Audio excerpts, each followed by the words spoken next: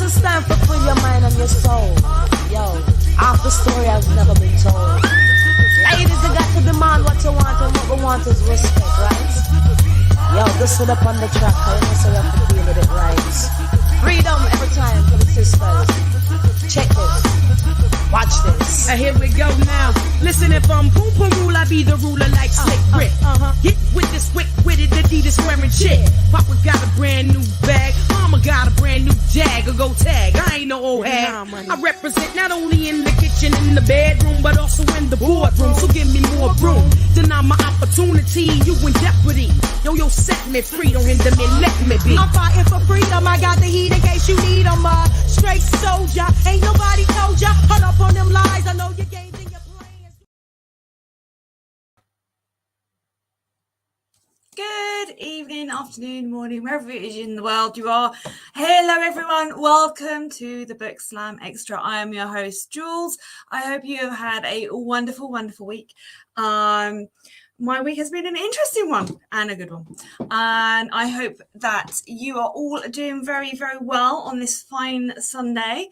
And we have got quite a cool show today. We're looking at death and destruction in our novels and how we've made sure that our characters have the most emotionally destructive death possible.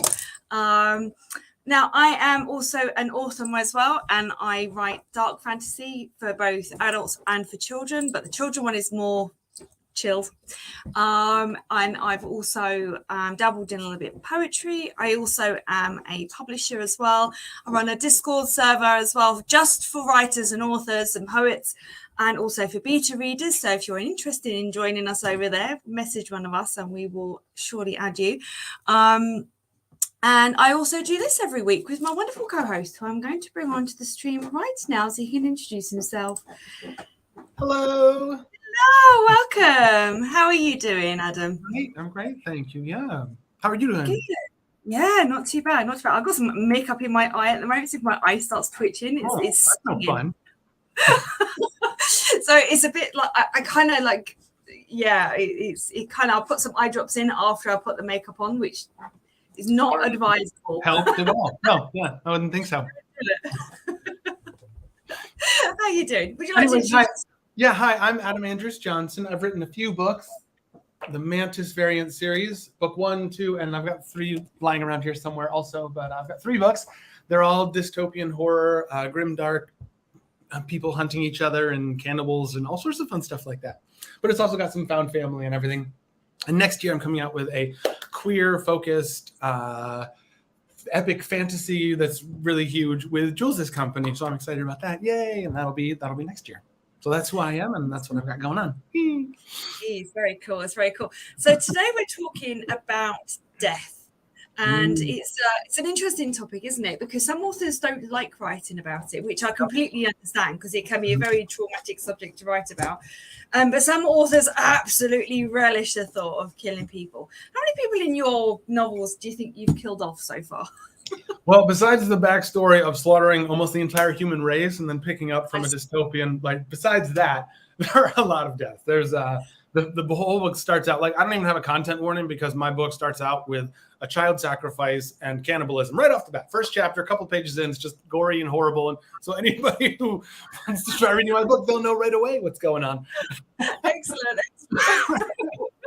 Yeah, I'm kind of with you on the whole human race thing. My characters, this is set in the future and on another planet in a different solar system, a long, long way away from Earth. And yeah, basically the whole of the human population on Earth is just, which is about 9 billion people. So yay! Do you think we win medals for killing off the most amount of people? But I think what we're going to get focused on today is the death of important characters rather than these superfluous backstory things. Yeah, the death of ones that we love that are hard to kill off. Now that's really interesting, isn't it? Because when you've got like people who you care about, it changes the way that you see death as a thing. You know, when you're writing novels, obviously. And if you're writing novels and when you're writing a novel and you've got a whole load of people who you're killing off, but they tend to be background characters, the reader is not invested in those characters. So there's no emotional connection with them there. So it becomes a much more poignant and much more emotive scene to kind of go with. It can be quite difficult, I think.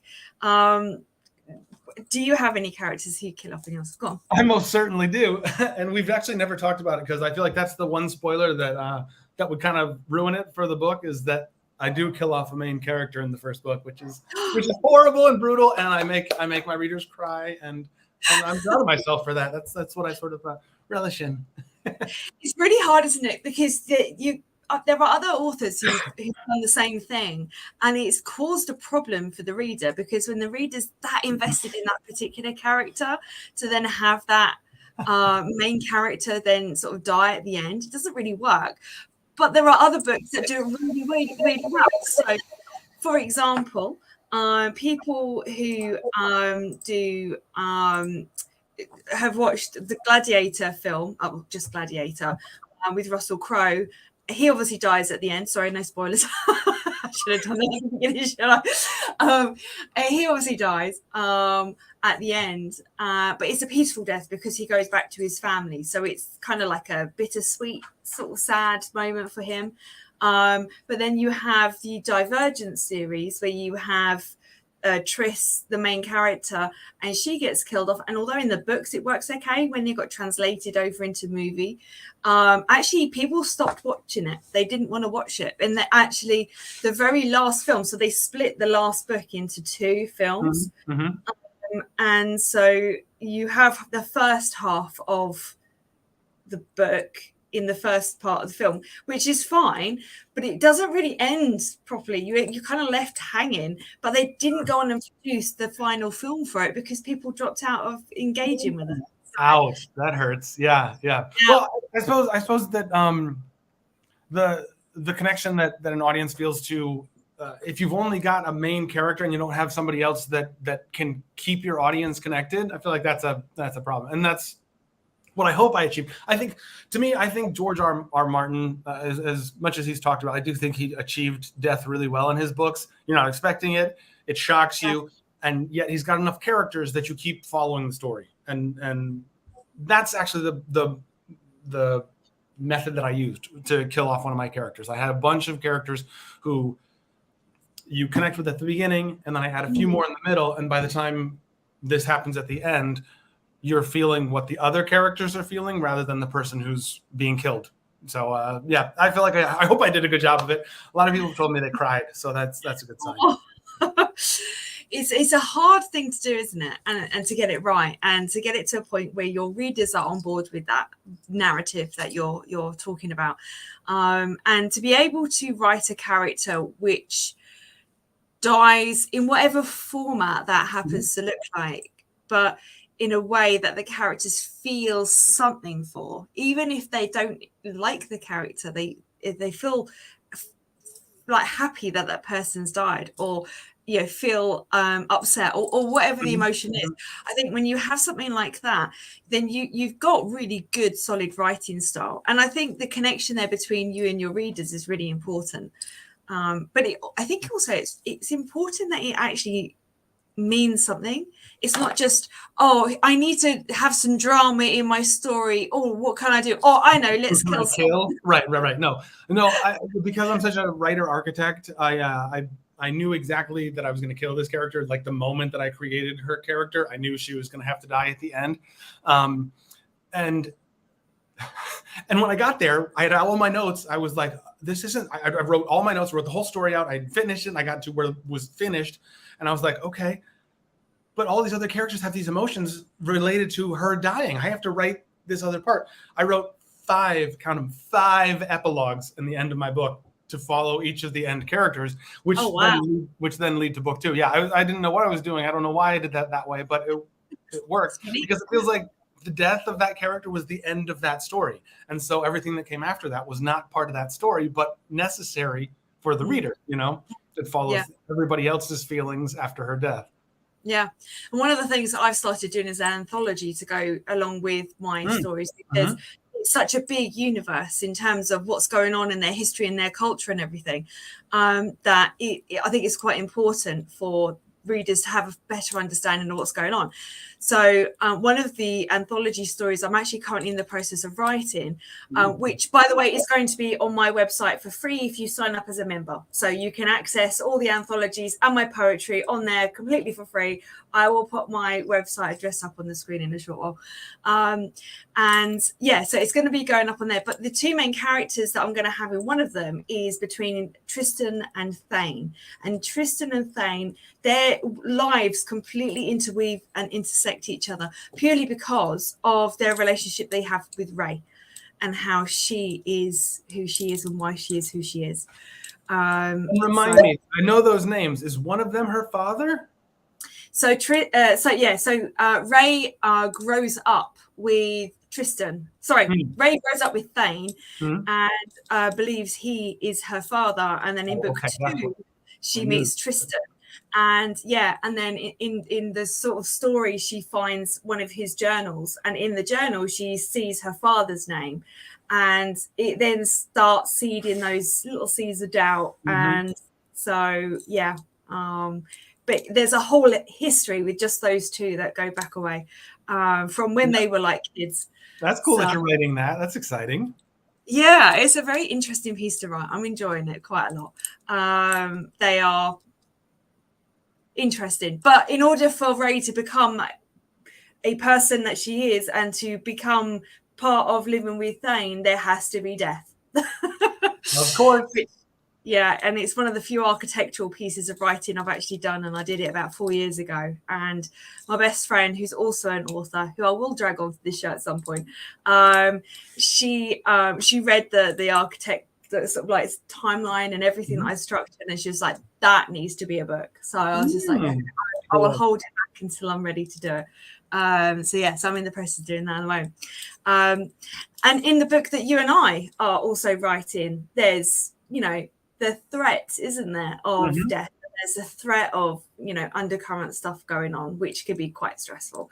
It's an interesting premise, death. All right, okay. Should we? I think we've introduced the topic long enough. Should we introduce our wonderful, wonderful guest authors on? Let's go.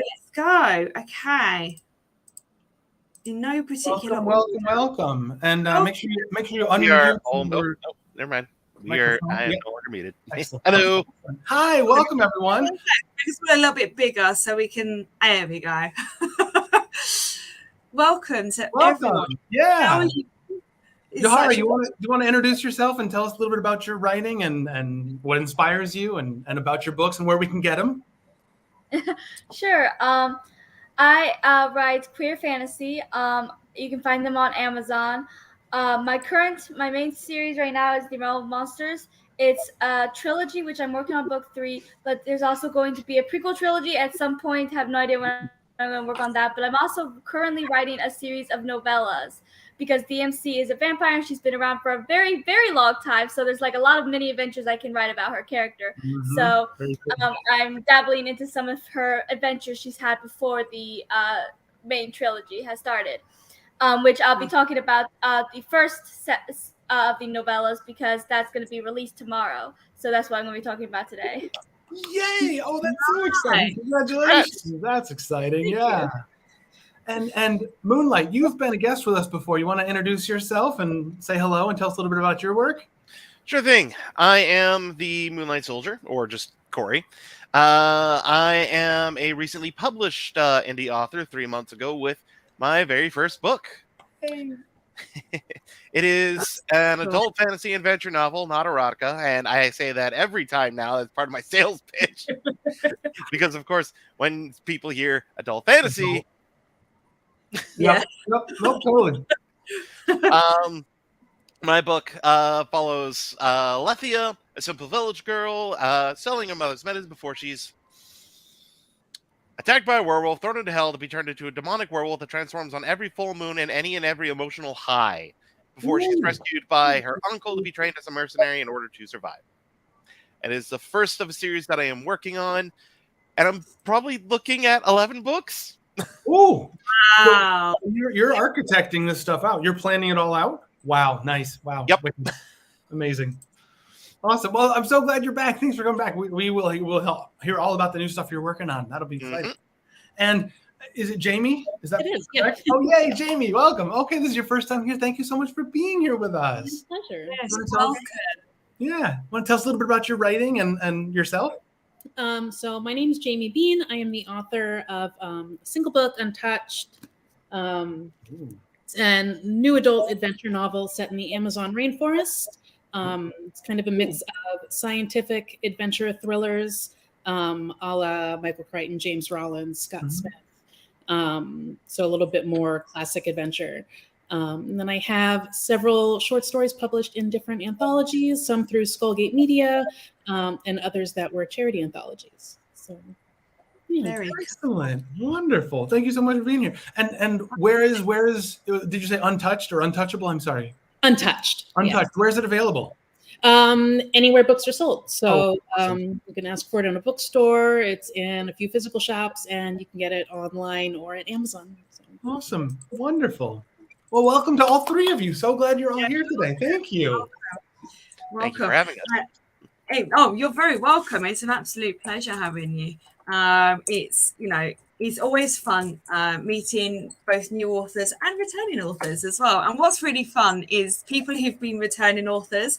Every time we see them, they get more and more confident when they come on here. It's almost like we're like a little extended family, which is really cool. I love it. I do enjoy it. So the floor is open. It's an open discussion, so feel free to join in and say whatever you need to. You have the option as well. If you would like to do some reading from your work as well, that'd be amazing. But yeah, we're talking about deaths of characters, particularly one who we felt has been really difficult for either us as authors to get over, or one that we feel that readers may have a difficulty getting over. So yeah, the floor is open. What do you think? Have you got any in your stories? I love writing about characters dying. I feel like I do tend to do that. I usually have at least one character dying in every series I write, because sometimes more, because I tend to write epic fantasy, and there are going to be characters that die. Not everyone's going to come out of it unscathed, especially since I write these epic battles, and it makes more sense that characters are going to die at some point. So I usually do write character deaths. Since this is a novella, I don't actually have a character death.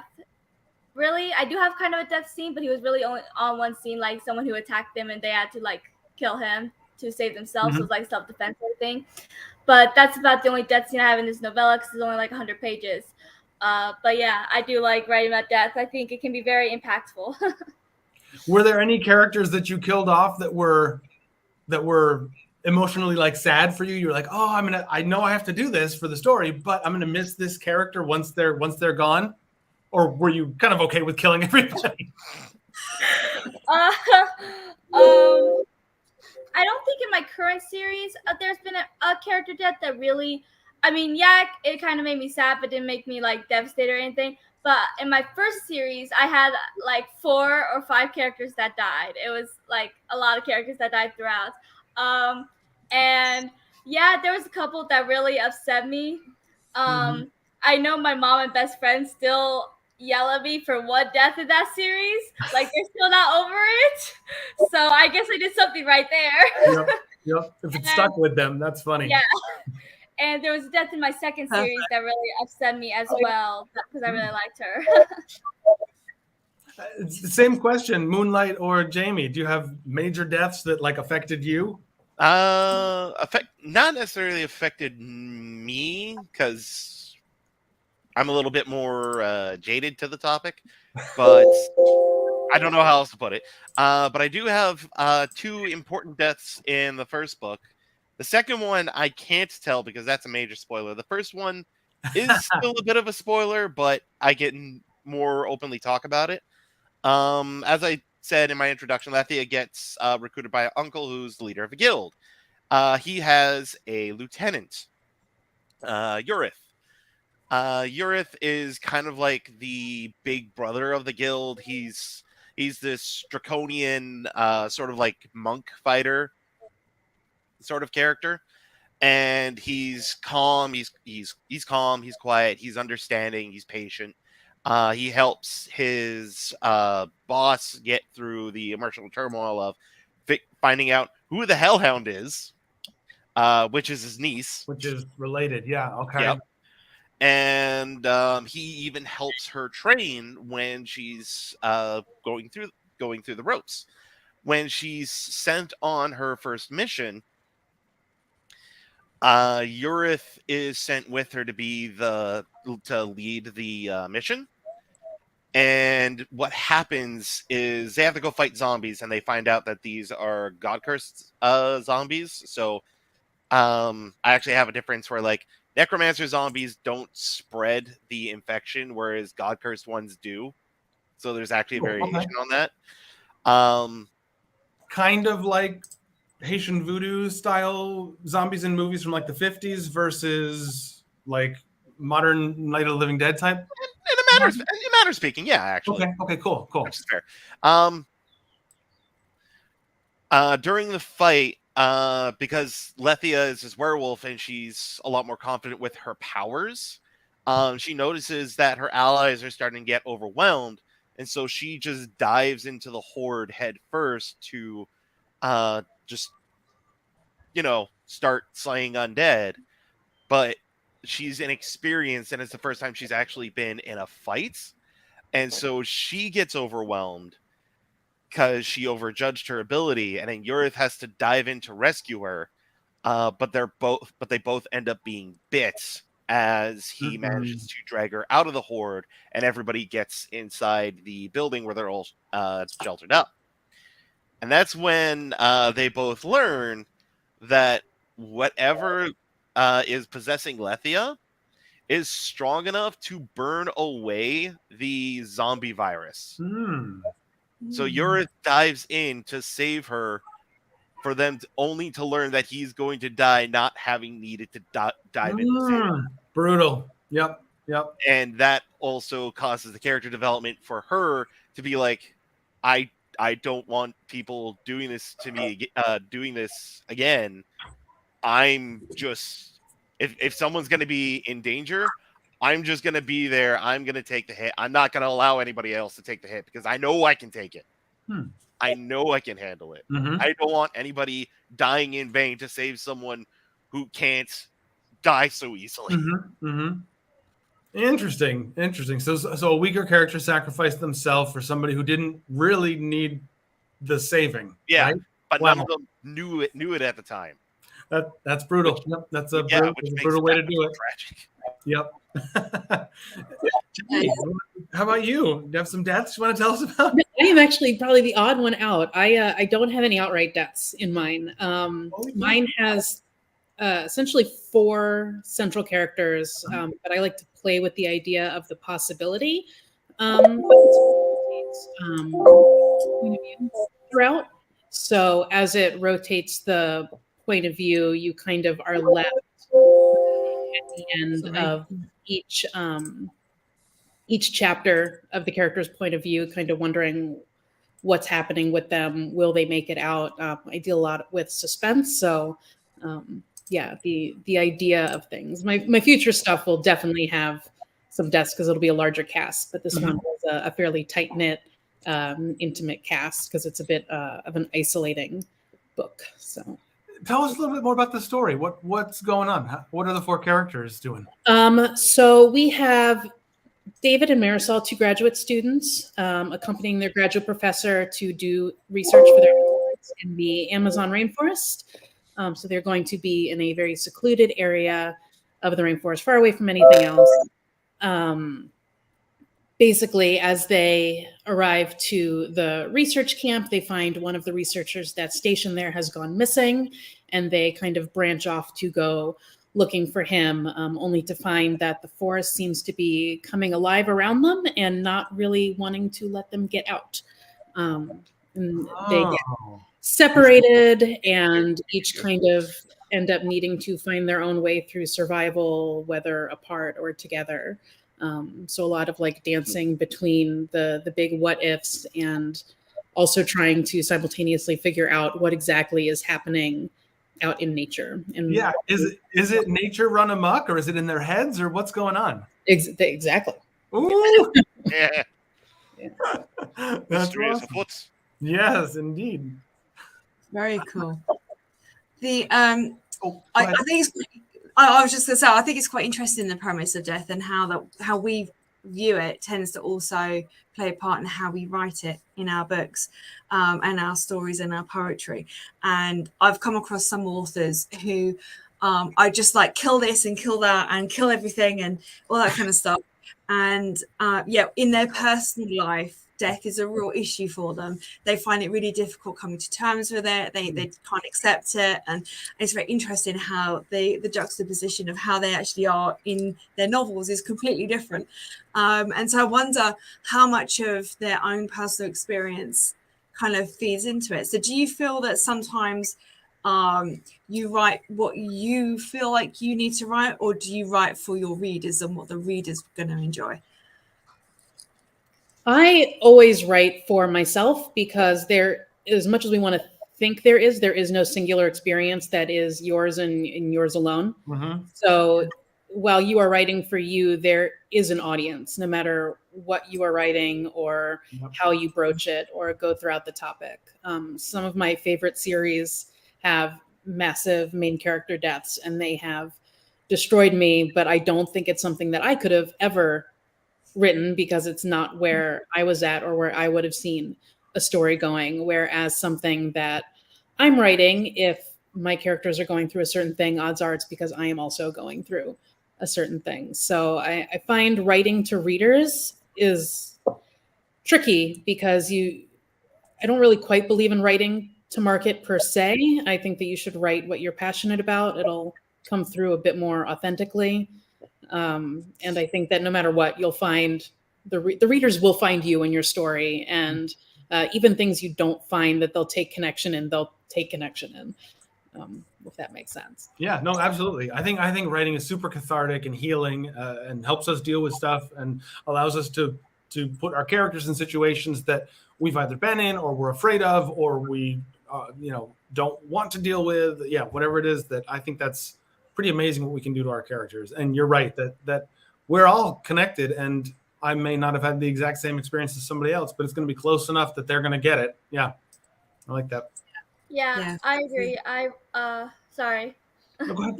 I write what I enjoy, what I'm passionate about.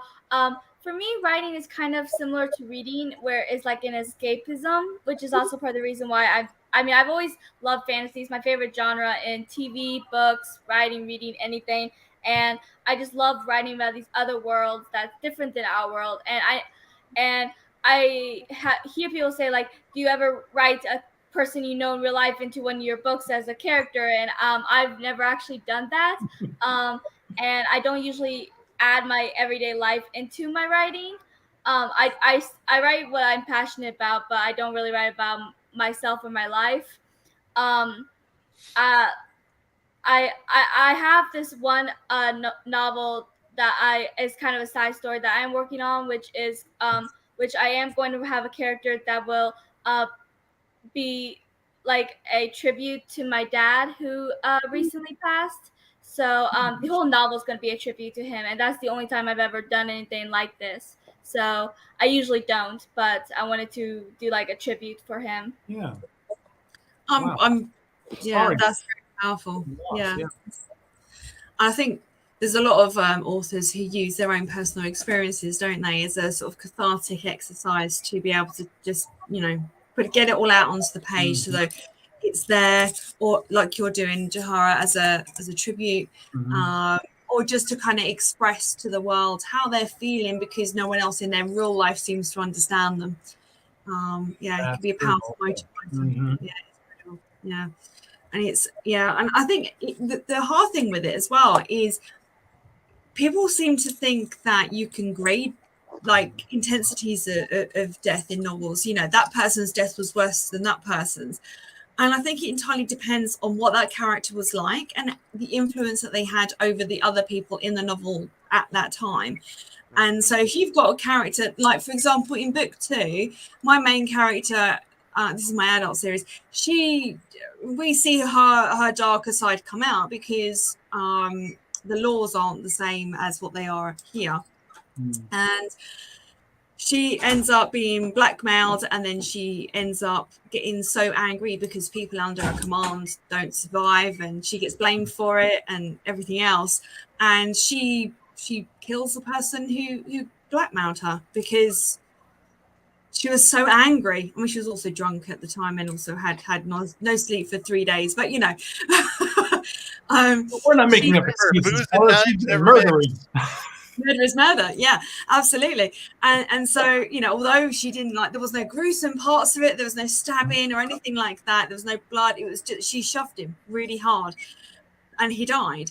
And so you're kind of looking at the scene going, well, actually, do you know what? I can't blame her because of what he actually put her through. But then at the same time, I'm torn because actually it's still murder, and that's not acceptable in stories. And yeah, I like in real life too, it's not acceptable. But you know, and it's just, do you then, as the reader, then go on her side? Do you understand and empathize, or do you then kind of feel angry at her for doing that? And I think that's part of what makes writing powerful, in the sense that if you can make your readers feel something, then that's powerful writing, in my opinion. Yeah, one of you a minute ago said that the way that characters affect each other, I think characters affect readers in a very different way. Yes. You want the character, or you want the reader to connect to a specific character to lead them to something emotional or whatever, but there's no telling that oftentimes we connect with a bad guy who we're not supposed to connect with, but we can't help it because they're so wonderfully horrible, and you know, you go for it.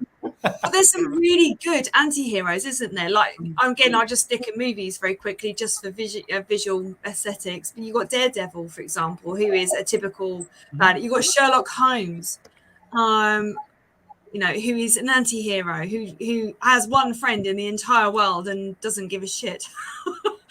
You know, I don't know if you've seen House. It's the same kind of thing there. He's a pure anti-hero.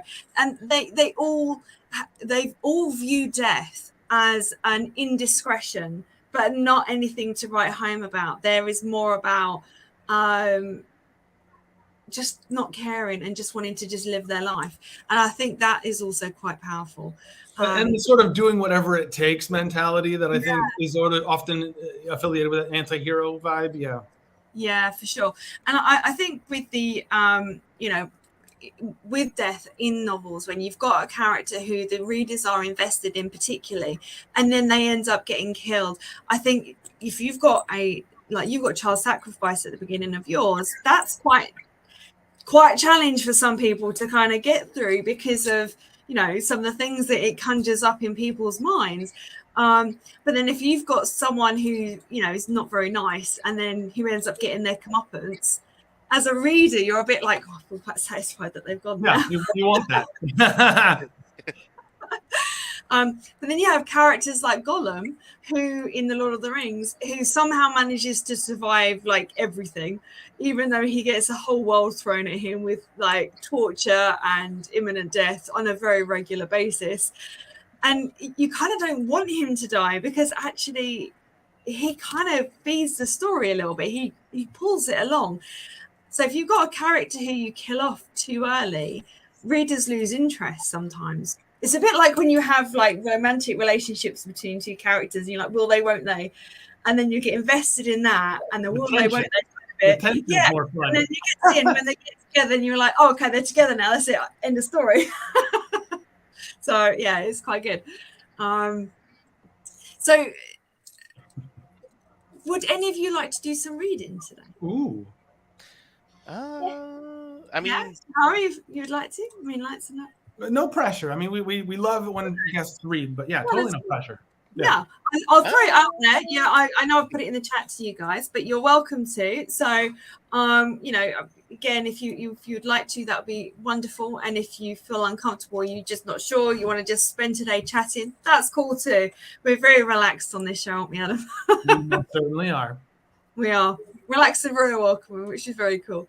I'm kind of debating whether or not to actually read a chapter from the next book I'm working on. It would just be really rough. Mm-hmm.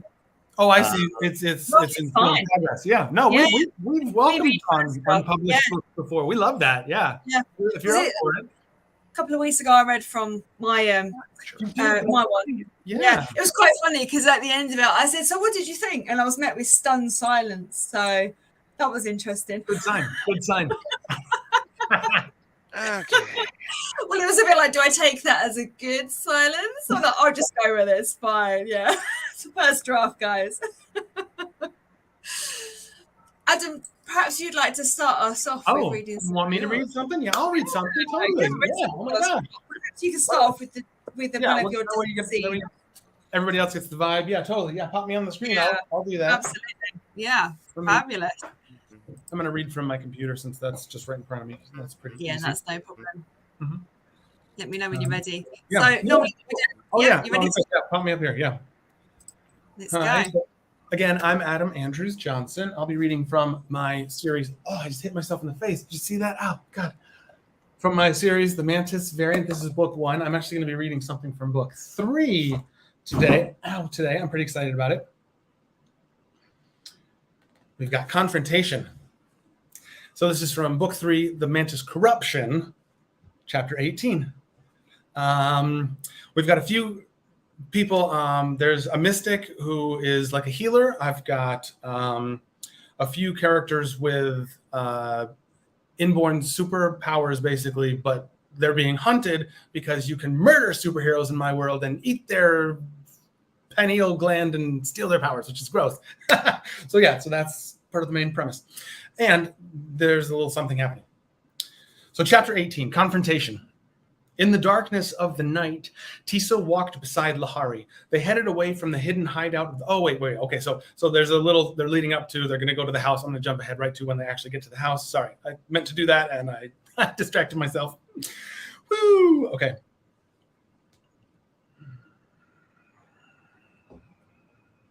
A moment later, the two of them were at the house. This is where I live with my dads, Lahari said, as she opened the front door. She stepped back for Tisa to enter and called out, "Hi, dads!"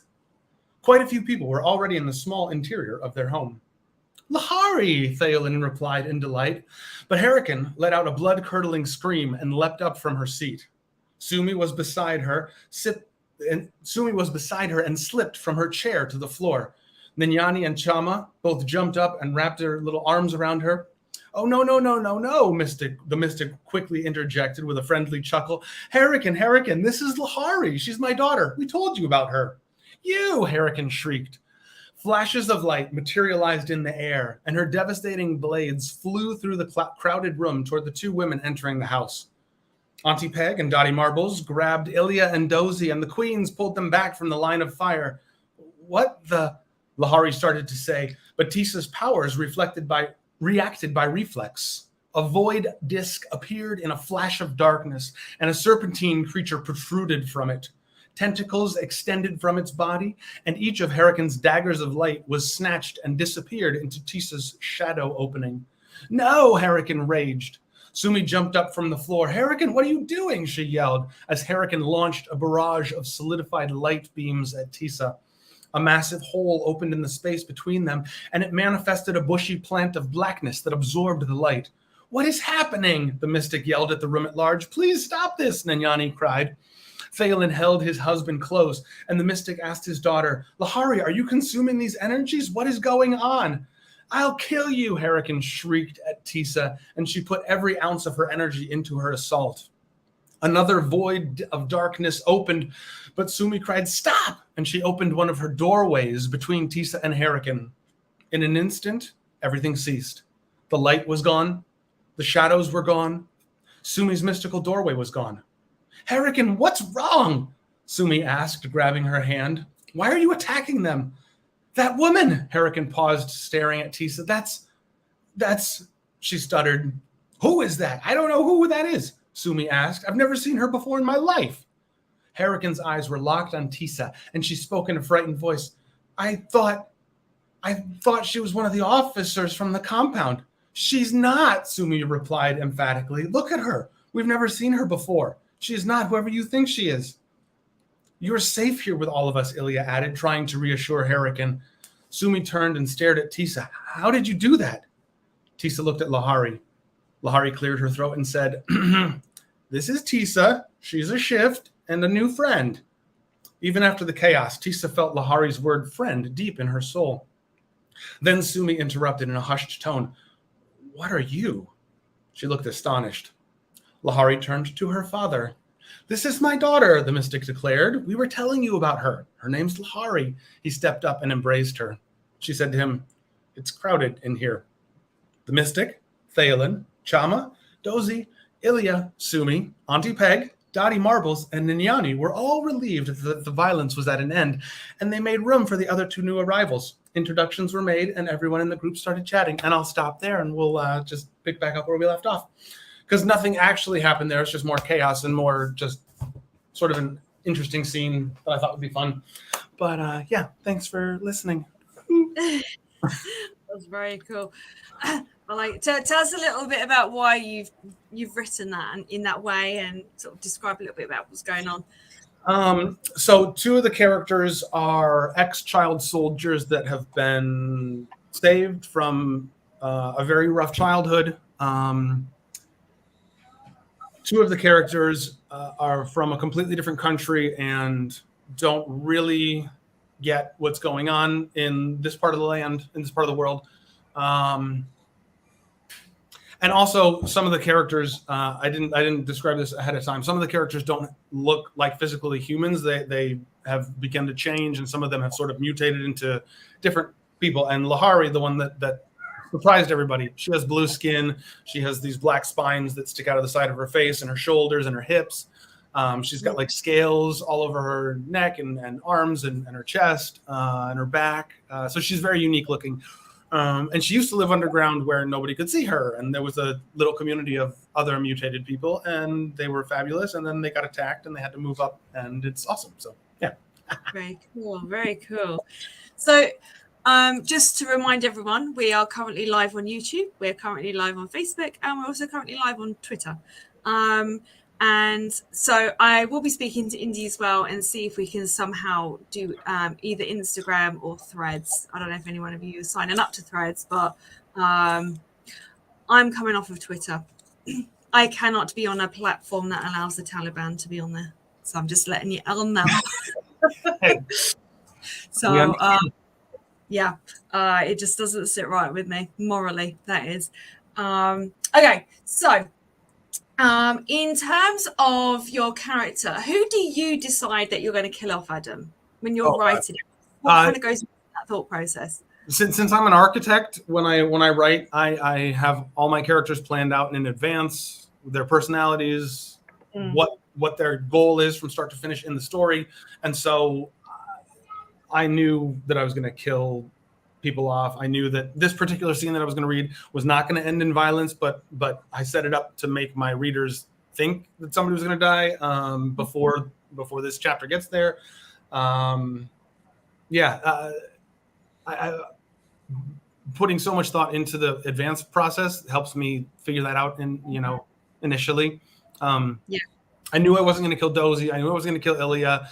But one of the main characters in the first book, as soon as I wrote her, I was like, this character is destined to die. Yeah. Nice. I think I only killed one other character that I was not expecting, that I had not written into my notes. I got to the end of a part and I was like, oh, he should really die at this point. And I didn't plan that. That was the only thing, but I knew we were getting there. I knew that other people were going to die in that scene. And I realized, oh, he's got to be part of that death also. So that was unexpected. But yeah, for the most part, I didn't know in advance.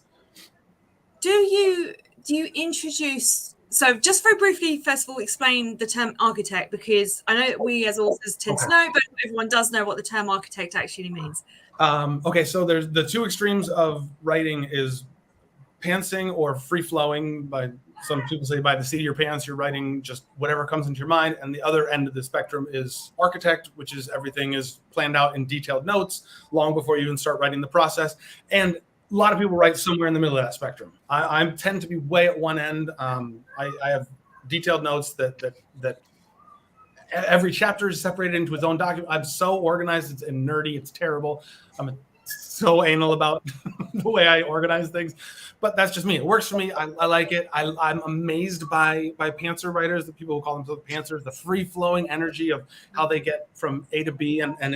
I can't do that. And that to me is amazing. But I know that like somebody like, oh, you're not as good if you do this. I don't care. I think every writer is awesome for the way that they're doing it and creating, and we all learn from each other. And yeah, to be able to write with no plan makes no sense to me, and I love it. I think that's amazing that other people can do that. That's beautiful. There's no right or wrong way of doing it. Same as editing, there's no right or wrong way. There's no wrong way or right way of doing the way that you plan out your writing, whether it's just free flowing or just architectural style, or somewhere in between. Somewhere in the middle. Yep. So, and anywhere on that spectrum. So yeah, there is no wrong way. You've got to do what's right for you and only you. So cool. Okay, so when you're writing then, do you have in your mind that this needs to have someone who's killed off, and therefore I'm going to create a character who is going to be killed off? Or as you're writing, do you kind of go, I need to get rid of this character because then it moves the story forward? No. When I was developing the story, I knew that I had to have an important character die at the end. Before I even had developed the characters, I knew that to have that satisfying moment at the end, somebody needed to die in a specific way that meant something for the characters in the story as well as the reader. And as I was developing characters, I was like, aha, this is the person who has to die. Sorry, person, but I love you. You're going to die. And that's what happened. And that's what you've just said is also really interesting. The fact that you had to choose the way that they were going to die, the method. And I think that's just as important as the actual just killing off, isn't it? Because if you've got a character who is not very nice and is like a evil villain throughout, stereotypical type evil villain, and then you've got speaking words and brain not engaging today, and so then you've got this person who's constant throughout 1, 2, or all of your stories, and they're constantly causing problems for your protagonist who people love. If you then just have it as a back note and sort of say, or just as an end note, say, oh, so-and-so's just died. Oh, okay. Yeah. No, it kind of leaves. To me, I'll use the example of Game of Thrones again, just because that the first book, the first season, whether you watch the show or read the book, the moment that like the sword is swinging through the air to cut off Ned Stark's head, you as a viewer and you as a reader are still going, how's he going to get out of this? And then they fucking chop his head off and he doesn't get out of it. And you're like, how can there be a second book? Like, and there's so many other characters that lead the story onto other places that obviously there's going to be more story. But that moment when you are certain that he's still going to get away because he's such an important character, and then he fucking dies. I queened out at that point. I was like, I'm stealing that, and I'm going to kill somebody in my book. I did. I was like, I'm stealing this. There's another book that is awesome, and they made it into a cartoon, and then they simplified the cartoon because they felt that it was too traumatic and too bloody for children, which is Watership Down. And if any of you have seen the original cartoons, basically about a load of rabbits, and the land that they live on is being built on for a housing or building development of some description. And so they have to move there to a safer place to go and live. And, Watership Down. Watership Down.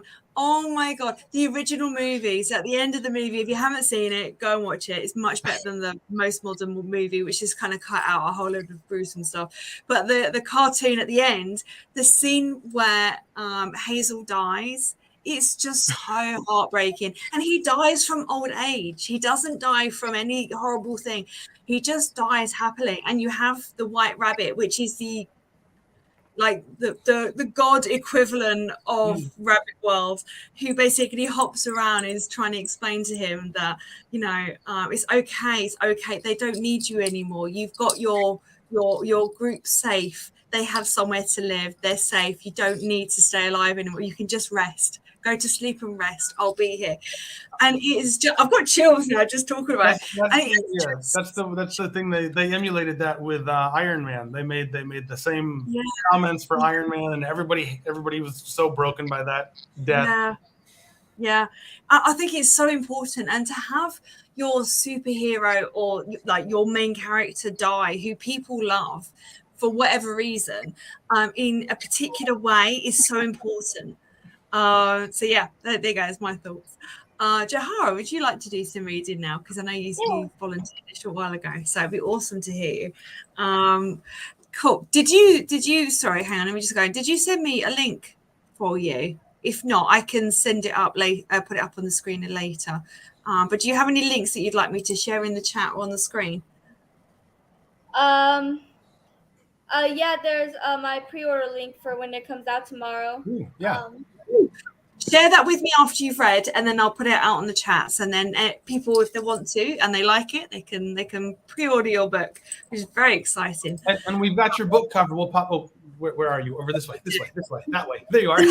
We'll every which way. We'll pop your book cover up on the screen too while you're reading, because we got that also. So yeah. I have got your front cover. Do not worry. So yeah, I'll pop that up. So it'll come. Unfortunately, the way that StreamYard works is to try and move stuff around becomes a little bit fiddly. I'm still learning the ropes. So yeah. But yeah, so we'll put that up. Unfortunately, we'll cover your face, but I'll take it off so people can see you as well. But you know the drill because you've been here before. All right, over to you, my lovely. Take care.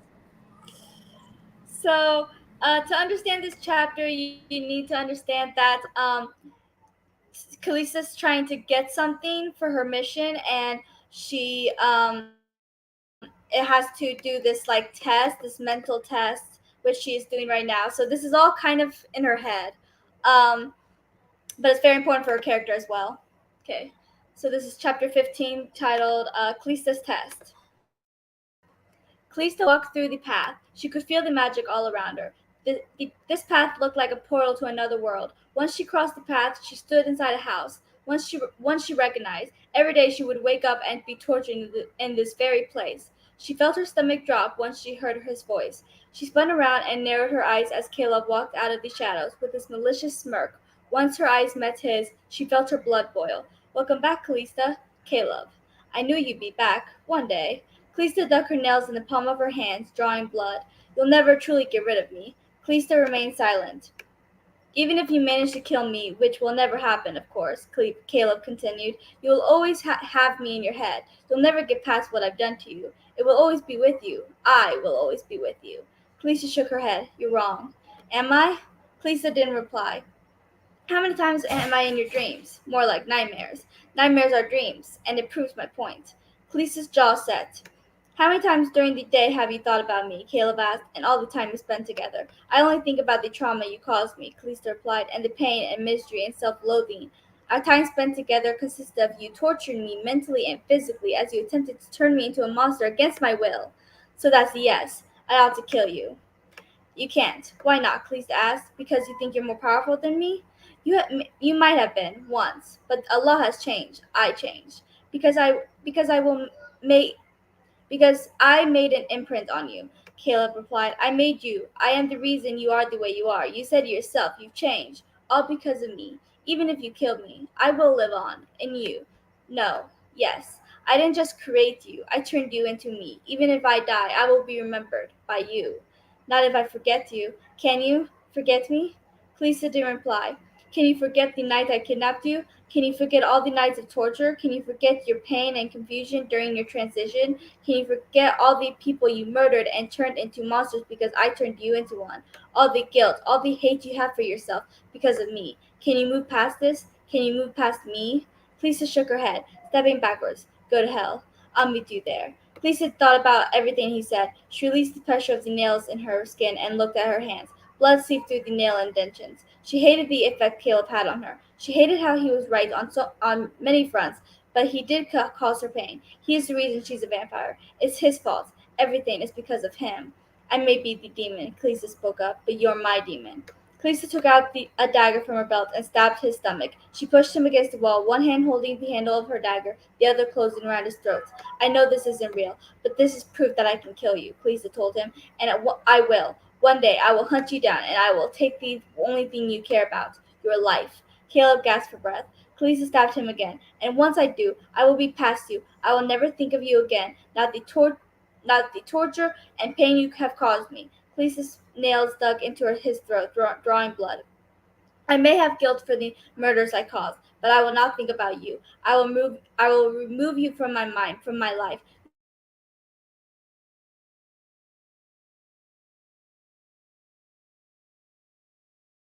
Then she swung the blade into his forehead. She let go of him, stepping backwards. Her hands coated in Caleb's blood. Caleb was dead. Well, her dream version of Caleb.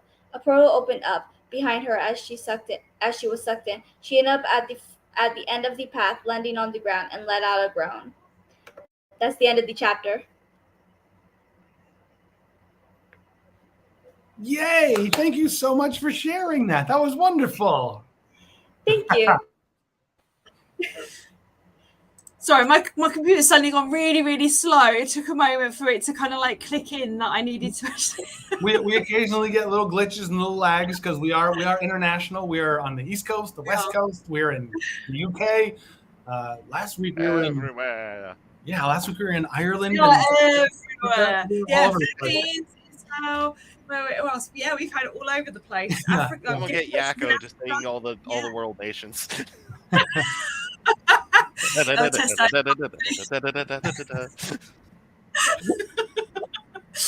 That's they have that, don't they, about the states? There's a song you guys can learn to learn all the state names. Quite interesting.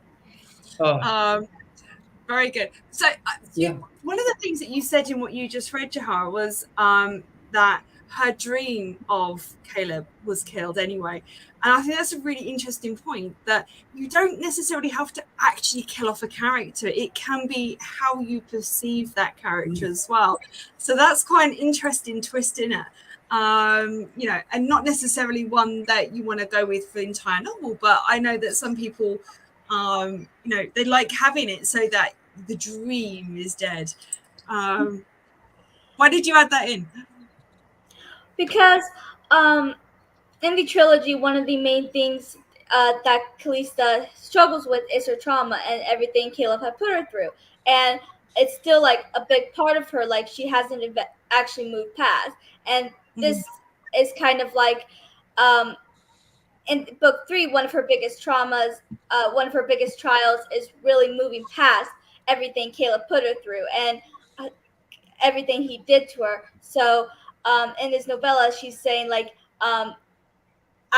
I will forget about you. I will move past you. And in book 3, it's her actually finally doing that, finally getting past everything he did to her. Because even though whether he's dead or not, if she can't let go, then it's like he's still alive. And it's like everything he did to her remains. And it's like he remains. And she doesn't want that. So she's trying to figure out how to move on and let him go, let her past trauma go, which is a very difficult thing to do. But book 3 is a lot about her moving past it and letting him go. So she's coming to terms with everything she's gone through and growing. And yeah, that's awesome. That's good progress. I will say, for those out there watching, I am halfway through. I don't know. I'm in the middle of 30s chapters where Kalista has just encountered Caleb for the first time since all this happened. And I'm pretty excited that I've got the confrontation level. So I'm reading her first book. Woo! That's what we like about this, is not only building a nice community of authors and writers and poets and beta readers as well, always welcome into the community, but it's also about being able to share your vision with the world and and find readers. Yeah, big publishing houses are great because they are they plow a lot of money into their authors, and their authors then get well known from that, but the problem is a lot of authors don't want to go to big publishing houses anymore. They want to go to the smaller independent ones. It's more of a personal touch, and it means that the person's more freer to write what they want, whereas publishing houses tend to write want their authors to write in a specific way. I must have read about 4 different books from one publishing house, and I'm telling you, they're basically carbon copies of each other. Well, I was going to say you get way more diversity in self-published, independent, even unpublished. Everybody who's not getting represented, they're writing their own stuff. Yeah, exactly. So, and I think that a lot of the independent authors tend to have a lot more interesting stuff to write about.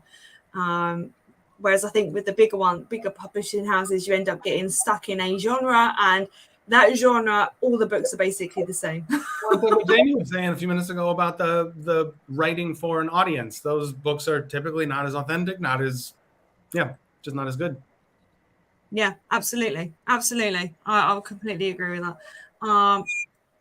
I think it's really interesting that I'm going to put your other front cover up, Johara. Hang on a second. So this is the one that we were just looking at. Loving that background. That's cool. And then we've got this one here. Also super cool. So tell us a little bit how these two are linked. Well, the Realm Monsters trilogy is the main trilogy, and in the Realm Monsters, Khaleesi has been away from Caleb for a long time, for several centuries. She finally was able to basically hide herself from him, like magically cloak herself from him. Mm-hmm. So you learn more about that in the Vampire's Creation, because in the Vampire's Creation, which is book 2 in the trilogy, there's a series of flashback chapters. There's like 10 chapters in a row that's just flashbacks of how Khaleesi met Caleb, how he turned her into a vampire, and how she got away from him, and how she was basically magically cloaked from him, which all gets into the Realm Monsters. And so in it, you find out all this stuff, and in the novella, you also in the Realm Monsters, it's mentioned of a couple people that Khaleesi has been with in the past, some of her past relationships, and it's mentioned that she had a relationship with Joan of Arc, and one of the main characters in this novella is Joan of Arc, who, but they don't exactly like each other when they first meet, so it's kind of an enemies to lovers sort of thing. But yeah, so.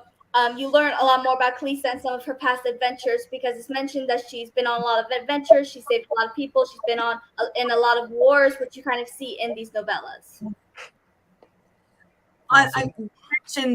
You mentioned that the enemies to lovers thing, and we've talked about tropes before, haven't we? And I think tropes are a really useful technique. And they're not the same as cliches. Cliches are boring, but tropes are a method. They're a tool and a writing aid to help us write a story that is either going against the trope, so it kind of flips it on its head, so to speak, or what it does is it enables the reader to kind of see where it's going. And I think some readers like that because they feel safe knowing that they can see the direction that the story is headed in. Standard hero's journey as an example. Yeah. I think they're really important and useful. Thank you, Johar. That's really, really lovely that you read that. I really appreciate that. And thanks for uploading your link. That's perfect. We'll share that. Yeah. Perfect. I've just seen that. I will. I'll put that up on the screen. Hang on a second. And then, who would like to read next? Yeah.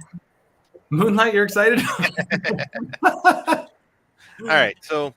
Like I said, I'm going to be reading a chapter from the sequel that I'm working on, which, that being said, disclaimer, this is the first draft. So there will be errors, there will be changes, so on and so forth. I also want to make 3 notions for those who haven't seen me on here before. There are 6 major races. I'm not going to go over all of them right now, but there's more than just humans. The other thing is that, as I said, it's an adult fantasy adventure novel. Mm-hmm. Part of that is that nudity is 100% normal. So right now, how the scene starts is that everybody is basically just kind of like off duty, out in town and about, and just being chill. So everyone is naked except for the one other character that shows up to kind of start building tension again. That's all the 3 disclaimers I wanted to say, and if we are ready, I can Okay, cool. Let me just do the solo layout for you. See, the screen is yours. All right, then. Chapter 6. With the tension growing between them, the merchant, who recognized the mercenary leader Hickoff, vanished into his store. Lethia continued to eye him up, not realizing who he was. He didn't have any guild emblem on his half-plate armor. She could see that the plates were quite thick, more than a normal human could handle easily. The chains were even double-layered as opposed to a single sheet.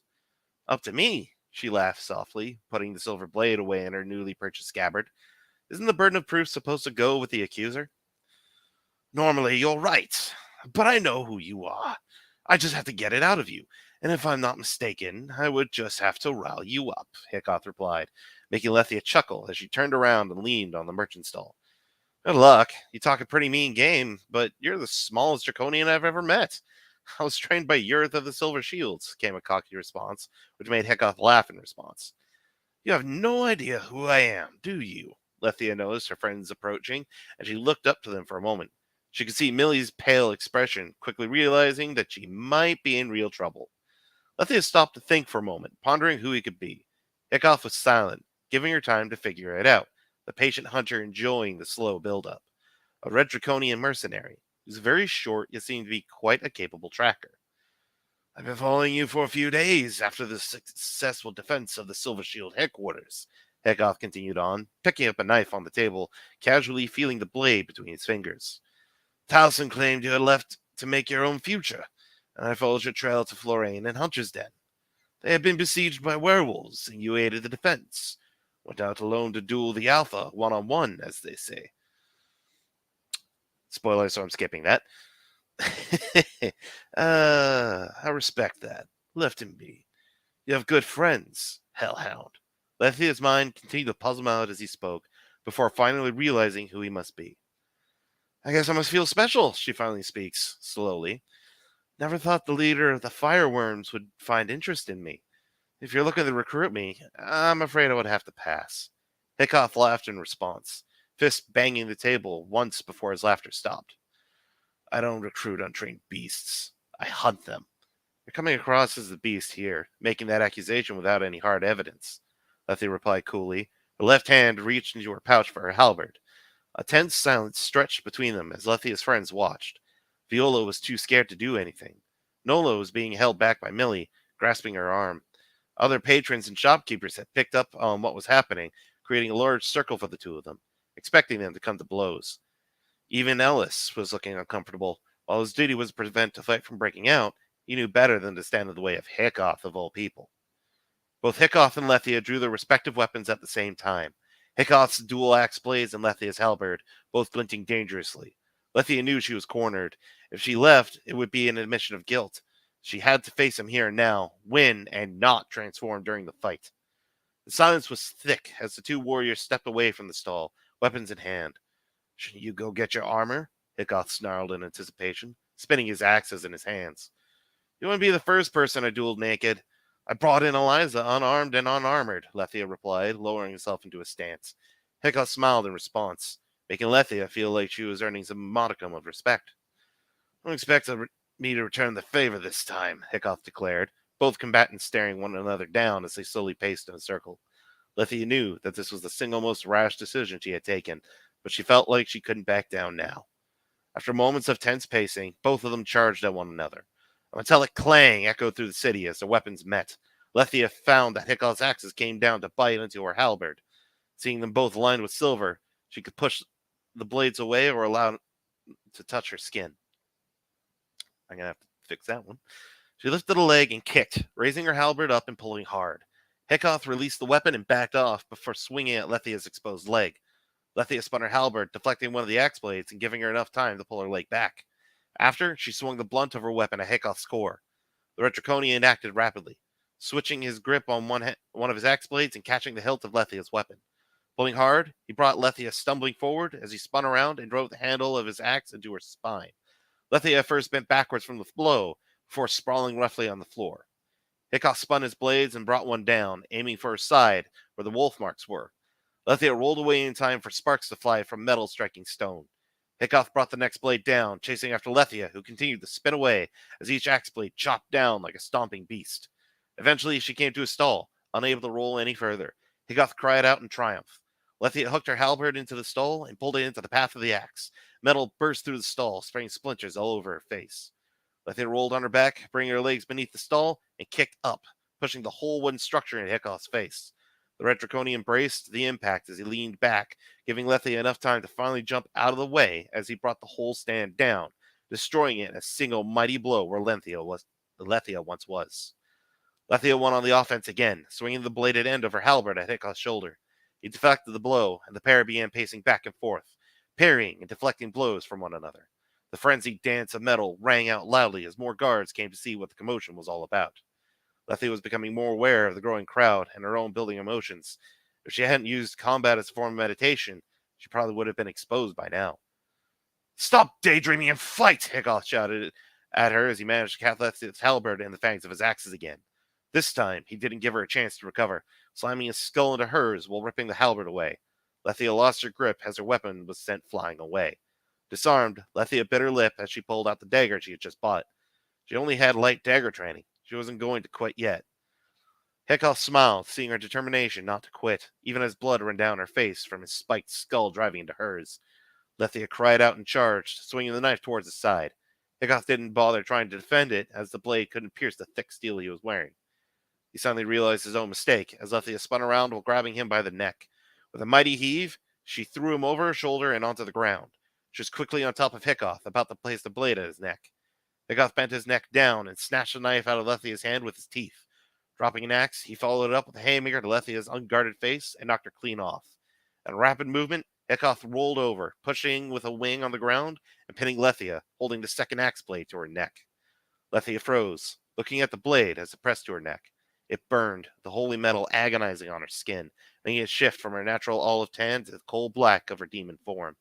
Gritting her teeth, she fought back the pain and panic, eyes fully ignited as her demonic form wanted out, wanted to fight, to teach this hunter a lesson and show just how strong she truly was. Hickoff studied her eyes, seeing Lethia's will and desire to keep going, to not surrender. He eased the axe blade off of her neck, her skin returning to normal. "You have potential. I see how you were able to bring down Eliza and her bandits on your own. I'm going to stop there because the chapter does go on for a little while. But that is her first actual encounter with Hickoff, the last member of the main characters. I love your names as well for your characters. They're so cool. I know we talked about it briefly before, but is there what was your inspiration for the names of your characters? Because they're very interesting. Pulled them right out of my ass. Fancy name. Yep. Sometimes that's the best way.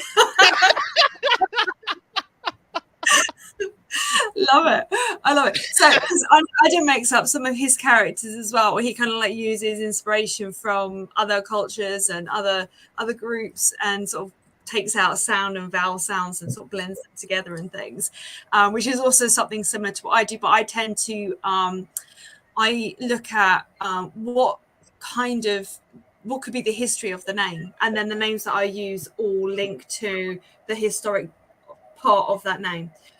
So you make yours up completely. Do you have any inspiration for those? Actually, to be fair, some of them do. Like Viola, for example, Lamia actually get names inspired by the colors of their scales. Viola has violet scales, so Viola. Nice. Like how in the first book, you meet Ember. Ember has red scales or ruby scales, so on and so forth. Hickoff, honestly, I just kind of, like I said, just that one I just made up because I wanted a name that kind of felt strong, like not necessarily gruff, but just very capable, very assertive. very just, you hear the name and you kind of just know he's going to be that force of nature type of character. Nola, that the one girl that I mentioned who was like trying to stop the fight, that name is actually inspired from a friend who made a character with the same name, because I've said that I've practiced a lot of my writing through roleplay, and a lot of the characterization I actually have Alethea came from a lot of the scenes we did together with their character Nola. And so it was kind of an homage to that. I made the love interest have the same name. Cool. Yep. Nope. That makes sense. I think those are all cool places to draw inspiration from, to find your character names. That's clever. Yeah, I think a lot of times with fantasy names, we want it to look a certain way on the page. Also, like the reading of a name is cool. In my fantasy book, Oli, the main character, Oleigh, every single person who's read it has pronounced it a different way, and I love that. I don't care. You can pronounce it well. Oli, Ali, Ali. Yep. Yeah. Well, in my head when I was reading it was Oli. That's how it went to me, Oli. And then when you said Ollie, I actually for a moment didn't know that was the same character, right. And I was really confused because I was like, who's Ollie? And I had somebody read it Ali, like ALI, like the Middle Eastern type name, which I thought was also an interesting pronunciation. Really cool. So Really yeah, cool. I think with fantasy, a lot of times the look of it. Tolkien obviously was drawing some inspiration from languages, but he wanted things to look a certain way on paper. Yep. Yes. Yeah, I've the person that's working on turning my first book into an audiobook, when we were going over names, when he sent me the samples, he read out Lethia as Lethia. I'm like, oh, I never thought of that. And it's pretty. That's another very pretty option, but I can see how one you would prefer over the other. Yep, totally. Yeah. My main character, Ray, it's REY. And there's no surnames really kind of like mentioned in the stories. And my tag for Instagram is Ray Noctua, which is actually the nickname that she gets given in book 2, which she absolutely hates. But Ray as a name is a shortening of the name Freya, because I love Norse mythology is something that I really, really love. And so I've kind of embedded some parts of that into the stories as well as creatures and stuff. But it's Freya is her actual name. Very but cool. She gets I don't think I even knew that. That's cool. It's it only gets mentioned once in book 1. And then the rest of the time you just know her as Ray. And that's how I see it. And I think that names are so important because they really help you feel a certain way about a particular character, or if a character's got a name that you don't like. So teachers will know this. Before a teacher has a child, as in like their own child, as in a baby or adopted child, whatever, when they go through the name selection process, if there's any names of children that they like, but then they've taught someone who's been particularly wayward, they put off that name and they don't call their child that name. I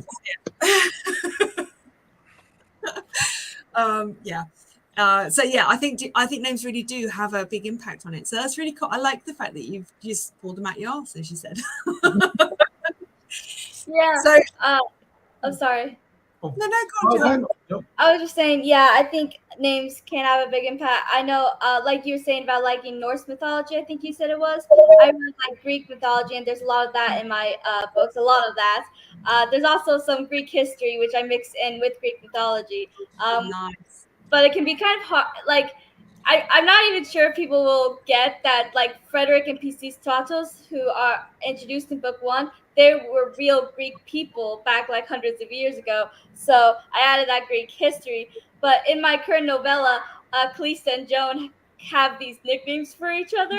And it's so funny because my beta reader, who's actually in the chats with us, she said that she loves how the meaning of those nicknames changed throughout, because Joan, who's this very religious type, has issues with Calista, who's a vampire. And Calista has issues with Joan being so religious. So Calista calls Joan saint as an insult, while Joan calls Calista demon as an insult. But as they start getting closer, they still call each other demon and saint, but it becomes more of an endearing kind of nickname, like jokingly, you know. And I know my beta reader said she loved how their nicknames changed as they got closer to each other. And that's how it is in real life, isn't it? You know, you get, you meet someone and they tell you the name that they have, however they want you to know it, and you get quite protective over your name, I think. And sometimes people use a name that you've told them and you're like, no, don't call me that, I don't like it. Only my mother calls me that when I'll be really bad. But then as you get to know people, you do tend to get, pick up little nicknames for each other. Couples, for example, are, very well known at doing that. They'll meet each other, they'll call each other by their first name or their just normal traditional nickname. But then as they get more and more close, it's honey bun or sugar lips or I don't know, whatever. I don't use those personally, I'm just saying.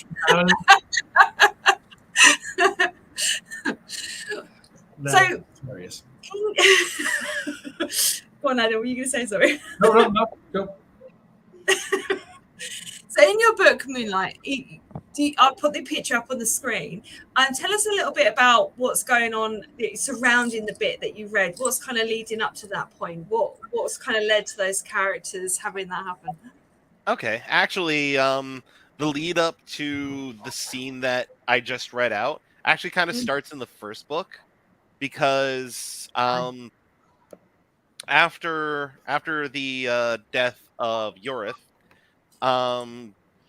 the antagonist of the series, the Draconian royal family, comes to visit, and because they actually have ties with Yorith, they come to visit to see how Yorith is doing. So they come to visit, find him dead, and then also kind of realize, because everybody's heard about the Hellhound, but nobody knows it's Lethia. While they're visiting, they end up being attacked, and then Lethia has to escort them out. But the exit that they're trying to go for has monsters blocking it. And so Lethia tells one of her officers to collapse the escape tunnel behind her so she can deal with them and actually use her powers. But the Draconians, the Emperor, he's been around for 500 years. He is quite intelligent, and it is very easy for him to puzzle things together. And so when they hear the news that the Silver Shields managed to hold off the assaults and that the mythical Hellhound randomly appeared to fight off the monsters, he pretty much goes, that's a little bit too much of a coincidence. And so he goes to Hickoff and goes, hey, we have information that you would find interesting in return for information that we are looking for.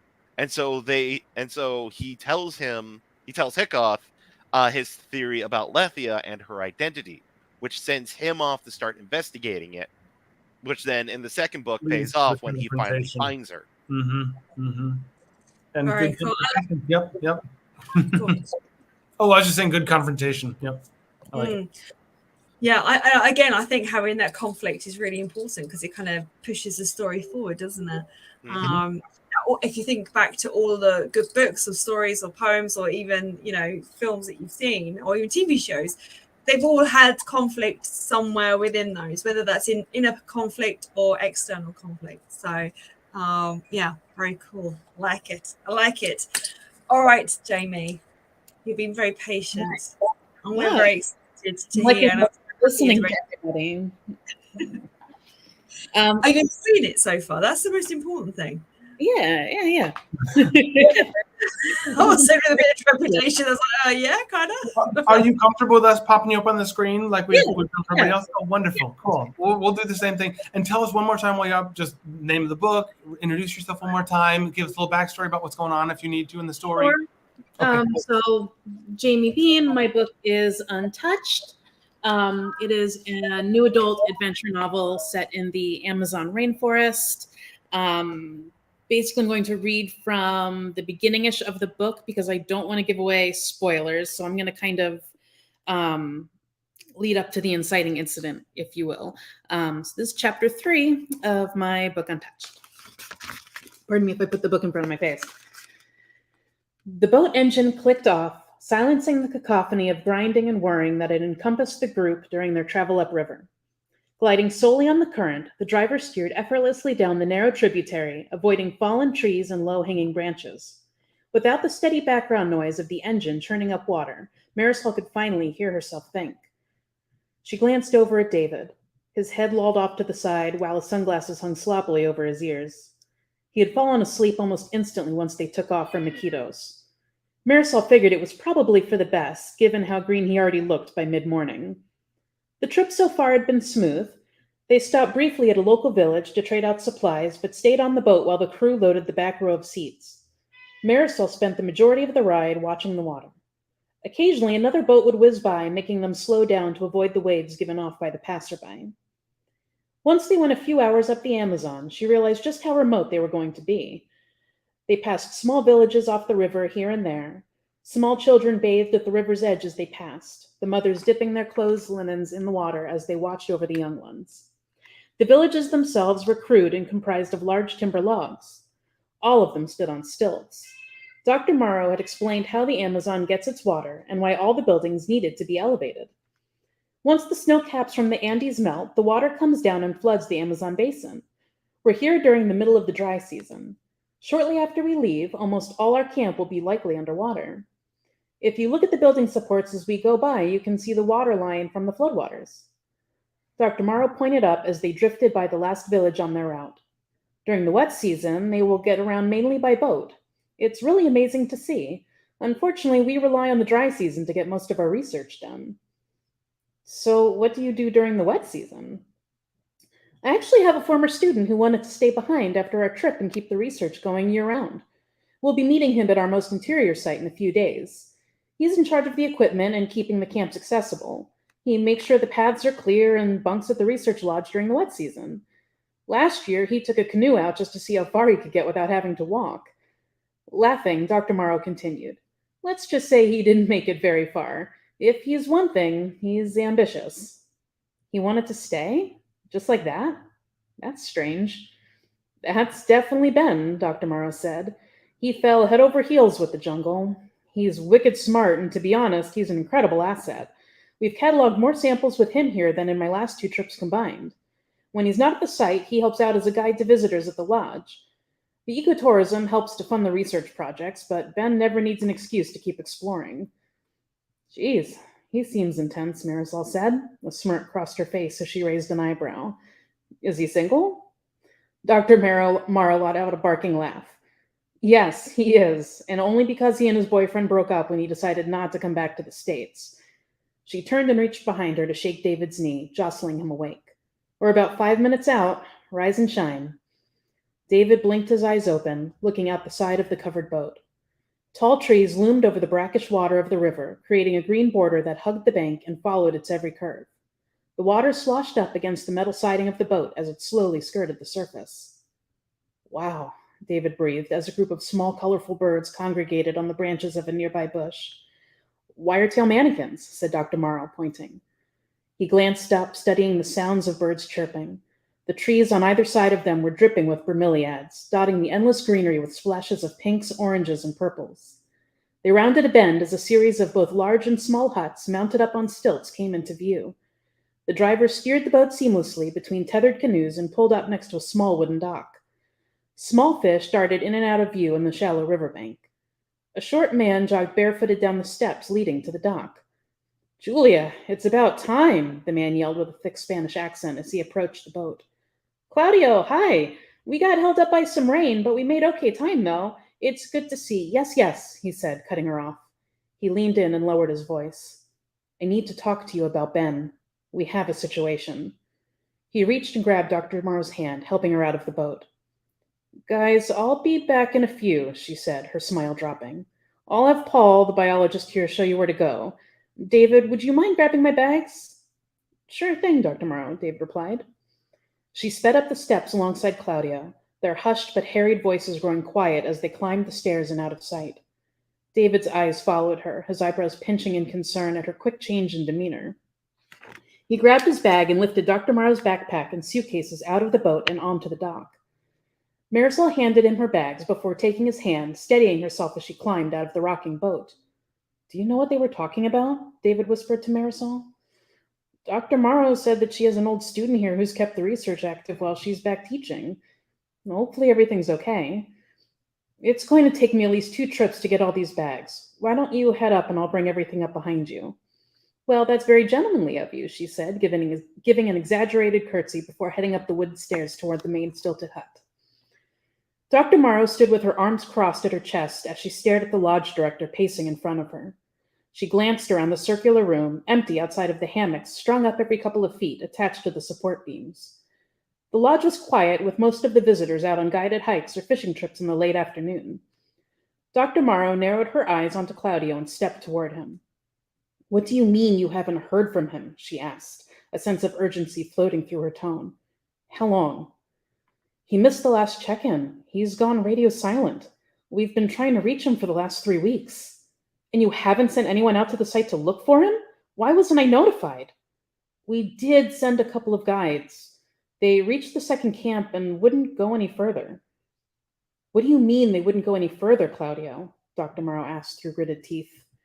They said they had to turn back. They were scared, Julia. They called it Tierra Maldita. Cursed Earth? I haven't heard it said before out here, but you know all our guides are from local villages. There are a lot of superstitions. Enough superstitions to leave Ben missing? I know, he said, holding his hands up between them. I have 2 guides, Andy and Nellie, ready to accompany you tomorrow at dawn. But they said they'll only go as far as the second site. They won't go deeper. Dr. Morrow bit the inside of her lip as she shook her head, her eyes never leaving Claudio's. Okay, first thing tomorrow, we head out. She turned and left the hammock room, the door swinging shut behind her. I hope to God he's okay, she whispered to herself as she walked back to the main cabin. The end. Oh, we're all muted. Sorry. Nobody's muted but me. We're all muted. Here we go. Okay. Muting the wrong people, unmuting the right people. There we go. Okay. That's why I let off with supportive sign language. Yeah. You read that so well. That was beautiful. Oh, thank you. Well, it was.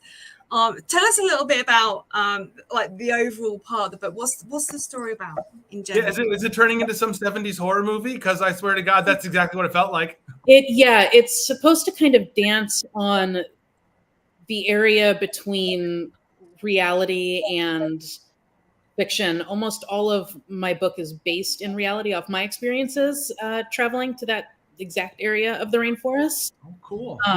And so where they're going, there's about 1 million acres of conservation area, with only about 1% of that having been explored. And so they basically are going into the places that are untouched by mankind. So it's kind of that what is beyond what people have known and explored. And so I like to have everybody, including the characters, kind of guessing and wondering as they are exploring. You're exploring with them to try and kind of see what's going on. But things get a little more intense slowly but surely as it goes on. They end up getting separated. They are looking for the missing researcher, Ben. They're also trying to figure out what is going on in the rainforest, because they're finding that paths that should have been there are no longer there. When they cut a path to travel, they turn around and it's covered again almost immediately. So dancing upon, is it something supernatural? Is it nature? Is it real? Very cool. I've not been to the rainforest myself, although I'd love to go, and that's amazing that you have been there. But my husband has been there from his work that he used to do, and he hated it. He said you just don't know the direction that you're walking in. It's wet. You can't dry off at any point. And you put wet clothes on in the morning because they're wet from the night rain. And if it hasn't rained at night time, it's rain at daytime. And you're just wet the whole time. And you're also cold, but also hot. And he said he just hated it. I hated every second of it. But he went for training rather than like exploration, which is a different method of doing it. But he said it's probably one of the worst places you can ever get stuck in because you can't find your way out. Yeah, very much. I tried to keep the book. It's a very atmospheric book. So almost everybody that reads it lets me know it's like you feel like you're there in the humidity and the isolation.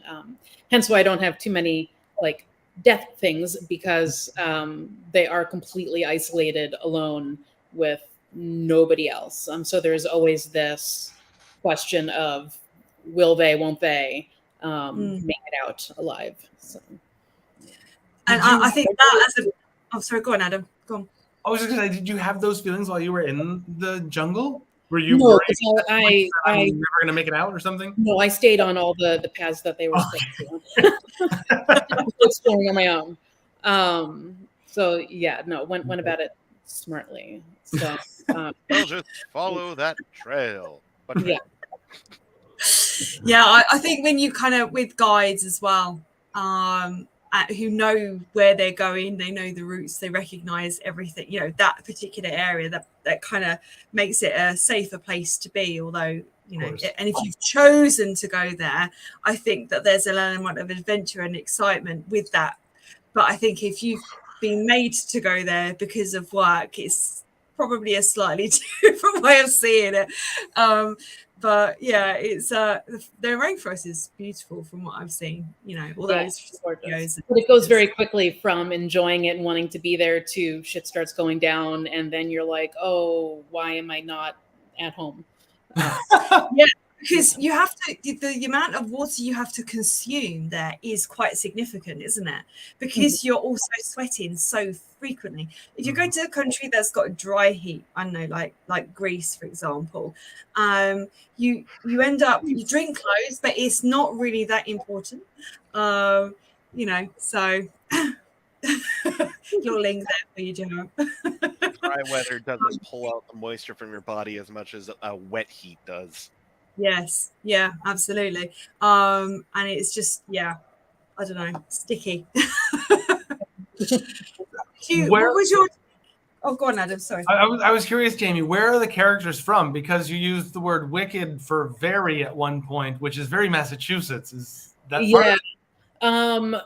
Originally, David is from New York, Marisol is from Florida, and Dr. Morrow is from like the Midwest. So a little of that New England influence, right? That makes sense where that wicked came from. I thought it was cute. Yeah. I'm I have to be careful not to say wicked everything. Yeah. Isn't hang on, wait, I'm losing my geography in America.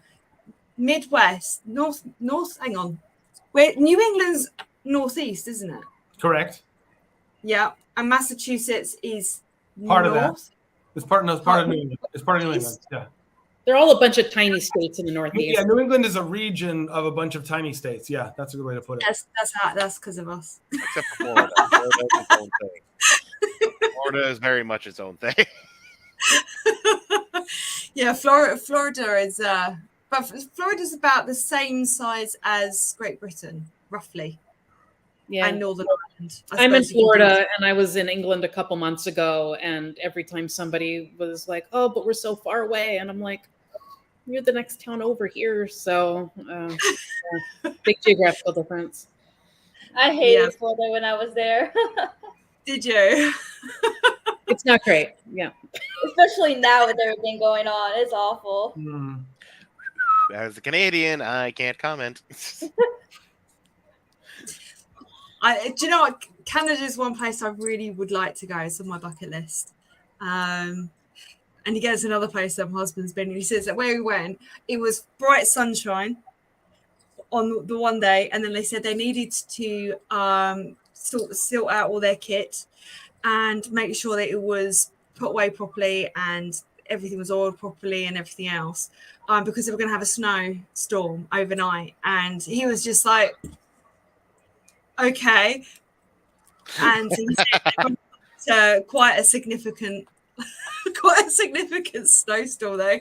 Okay, so he was they were on the east side of Canada then.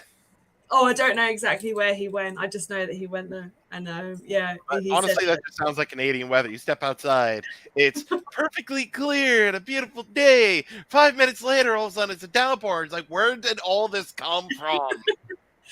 I remember one day, it literally went from perfectly clear to sunny to overcast to hailing to sunny to rainy to hailing again and back to sunny. And it's like, this is a British hour. What is going on?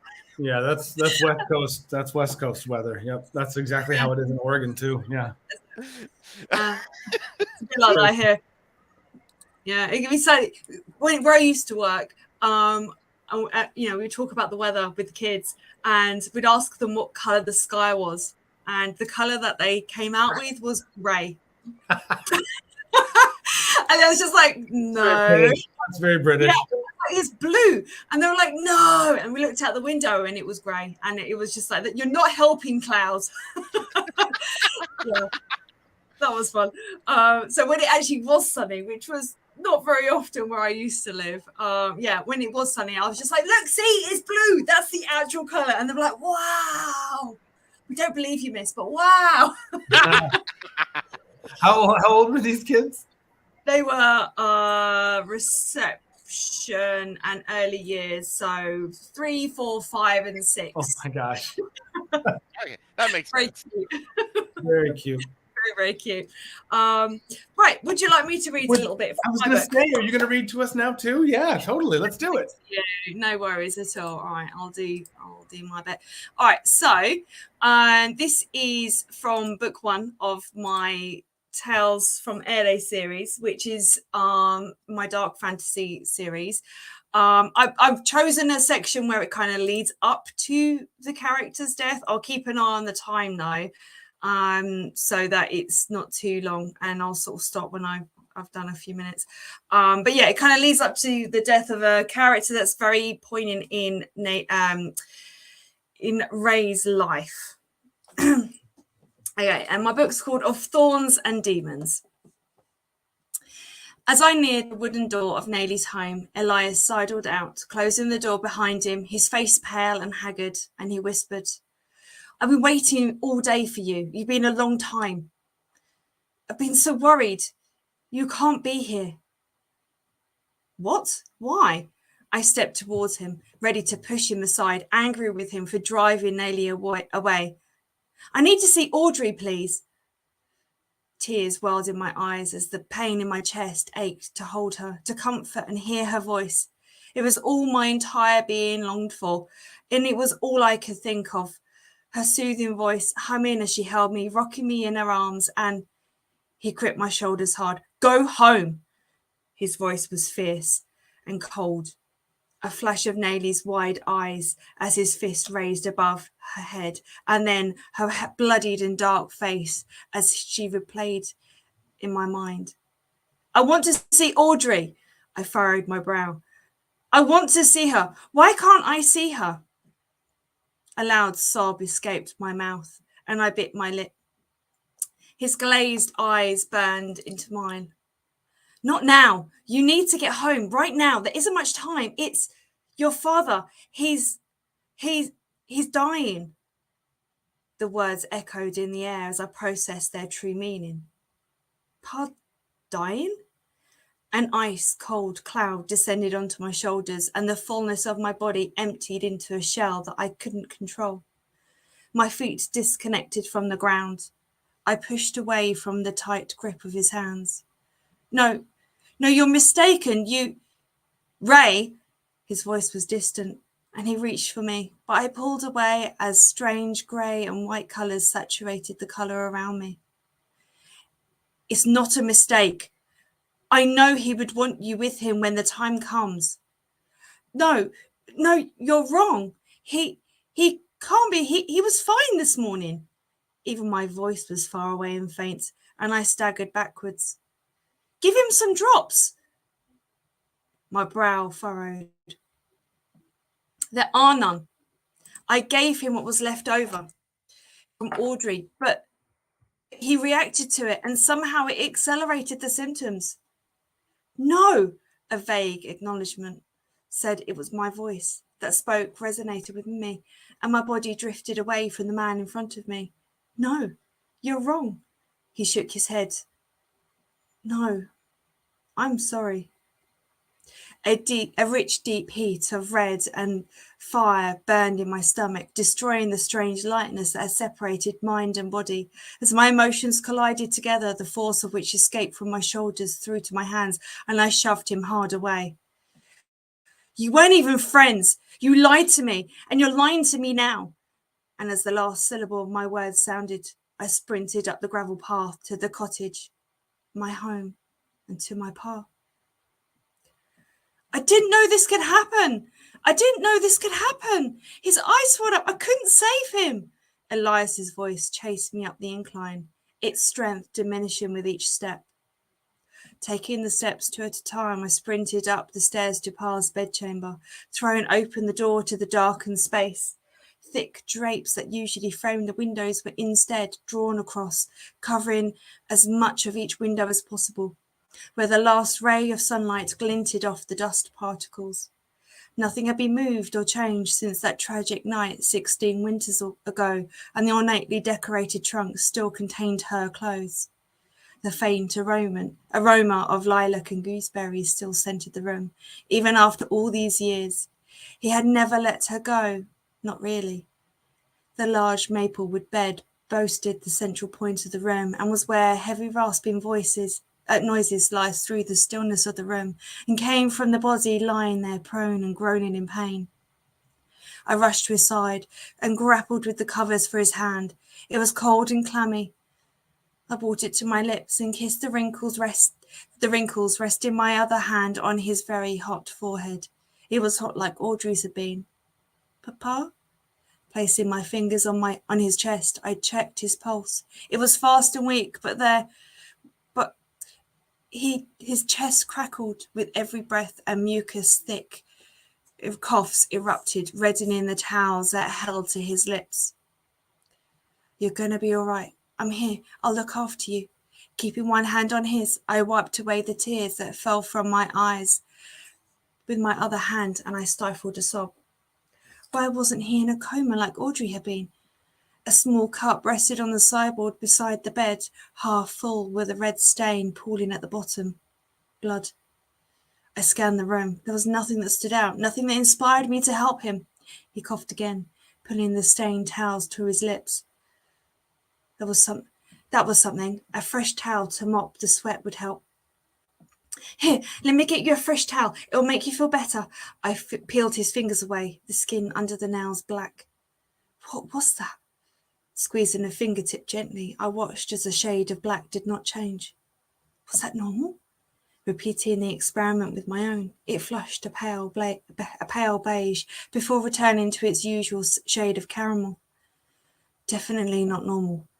Grabbing some linen from the nearby cupboard, I gazed at him, pausing for a moment to just observe the strange, jerking body movements. Elias's words repeated in my head. There isn't much time. Accelerated the illness. Dying. I swallowed hard, sensing my pulse grow quicken. Was he right? Instinct screamed at me that he was right, and my vision blurred. His hands, they were dying of gangrene. Had already started. Who knew what other battles were going on inside of him? Pa? I swallowed hard as large tears dripped from my eyes. With the towels, I ran to him, guilt burning in my stomach for not being there from the beginning. I would have come sooner if I'd known. I'm sorry I didn't come. I was selfish. I went to the river where it was peaceful there. The birds were singing. So it wouldn't have been bad for her. Oh, I placed the clean towel in his hand. You know, Nellie once told me she always wished she hadn't come along. And Audrey and Elias argued loads, but they had not argued at all before her birth. I always said that it was normal and okay for people to argue. She said that you were going to train her. So you see, you have to get better in case she... I couldn't end my sentence. Vocalizing her absence made it even harder to accept. He waved his hand at me and coughed again into the material as the red spread further, when his voice croaked. When Audrey coughed on... That was it. That was the important thing I couldn't remember. The illness was only contagious when the mucus goes into someone's eyes. That was why no one else got sick with it. It was only Pa who got this when Audrey coughed in his face. My mind raced as more facts about it rushed through my memory. It was always fatal unless treated with glyberon before it reached the end stage. This was marked by severe muscle cramps or rigor that caused seizures, which happened in the last phase of the coma. A chill crept up my cheeks as the colour drained from them. Regardless of what stage he was at, this was going to be fatal for him, as he couldn't take the medicine. The room spun around me and my vision blurred to grey. I put my hands up to my temples and stared at the window. Pa, his balding head and salt and pepper speckled beard that signified his old age, was suffering the worst of a disease that until a few days ago none of us knew about. Though Audrey had written notes in the books, she may have realised it was when she had it when she returned and knew how to save herself by leaving clues. Or the other option was almost unthinkable, that Audrey knew what the disease was and was researching it and had gone in search of it. If that was true, then everything and everyone I knew was a lie. And I'm going to bring everyone back. There we go. Yay! And these people, cool. Got it. We're back. Thank We're you. all back. That's lovely. You're very welcome. Tragic happenings. Yeah, it was. So the first book starts off with Audrey being really sick with this condition, and because of their history, books have been banned a long time ago, and so, but people have quietly, secretly been copying notes from notes kind of thing. And Audrey is one of the few people who can read, and she had been secretly teaching Ray to read. And sorry, my camera's gone all blurry. And she'd been secretly teaching Ray to read. She's the only one who can actually understand the books. And so Ray's been called upon to try and save Audrey by using the medical books that Audrey's got that are like tomes. And now Audrey's kind of not available. The only one left is Ray. And so, yeah, so in a very short space of time, she loses Audrey and her father, and also Nellie, and then a few chapters later, Elias.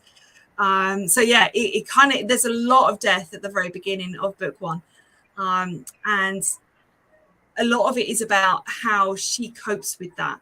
And she starts off as quite a strong, character who has relatively few issues. Her mother died in childbirth. She accepts that. She lives on a farm which she loves. She loves the people who she's with, and so she's pretty happy-go-lucky. And then she has these tragedies that happen.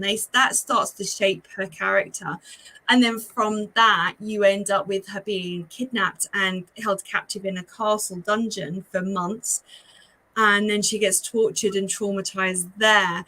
And that, as well as the deaths, it all kind of leads into this really dark story of her recovery from that. And yeah, and it's a book with monsters in it, and the monsters, I said before, like the metaphorical representations of her just not dealing with her trauma, and not dealing with the death. So yeah, what did you think of it? I feel like I need to order her like a lifetime supply of hot chocolate and just all the hugs in the world after all of that. Jesus. She really does need it, and she does feel like the whole world is on her shoulders, and she doesn't want to let go because she feels responsible. Book 3, she becomes responsible. She has to keep people safe, and if she can't keep them safe, they'll die. But then they see a side of her they don't like. But then you have this kind of like lone wolf kind of thing going on with her. So she's quite an intense character to write. Well, and it sounds like she's very authentic, because I think a lot of people who go through trauma then have to deal with making difficult decisions and struggling in the future and coming to terms with it, like what Johara was saying with her character also, yeah. I mean there's a whole load of different movies and books where you've got a protagonist who has trauma happen with whatever that happens to look like, and a couple of pages later they're like, oh, I feel a lot better now, let's carry on. And whilst that can be kind of true, because we do tend to kind of push it down, don't we, and we tend to sort of like go, I have this grief, or I have this trauma that I have that's there, but I'm not going to allow that to influence me now. I'm going to try and move on, or live my life. It also is still always there, it never goes.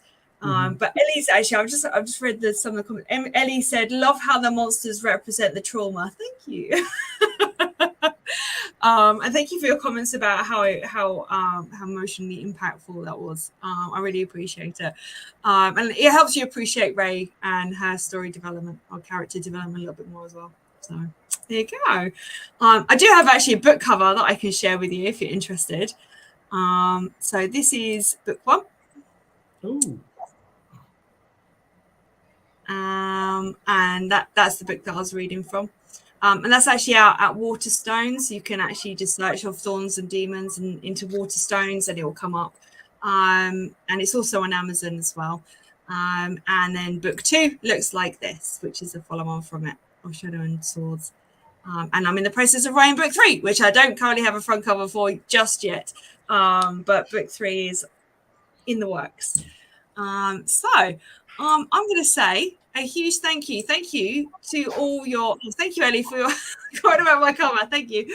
I'm going to say a huge thank you to all of you for coming.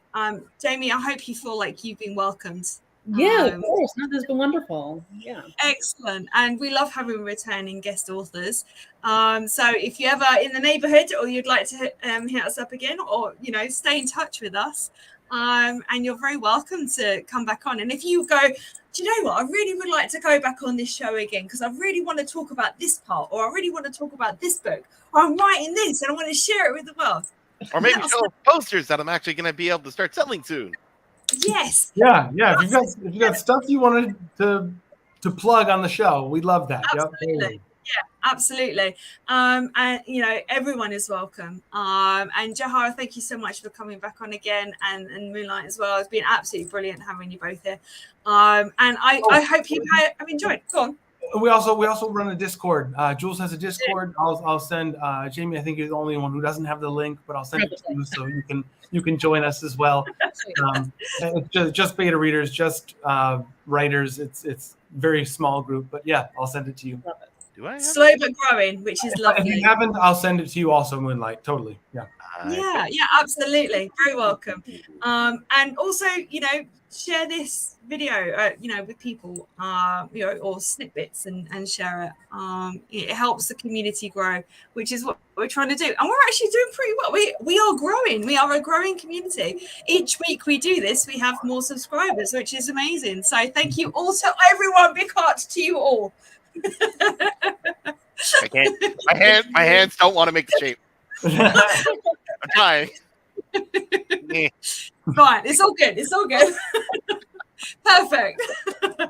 Right, I'm gonna say thank you all very much for being here. I'm much appreciated. It's such a pleasure having guest authors, and thank you, Adam, as well. I always have such fun working with you every week when we do this. It's like being with friends. So I'm very well, and good night. Bye.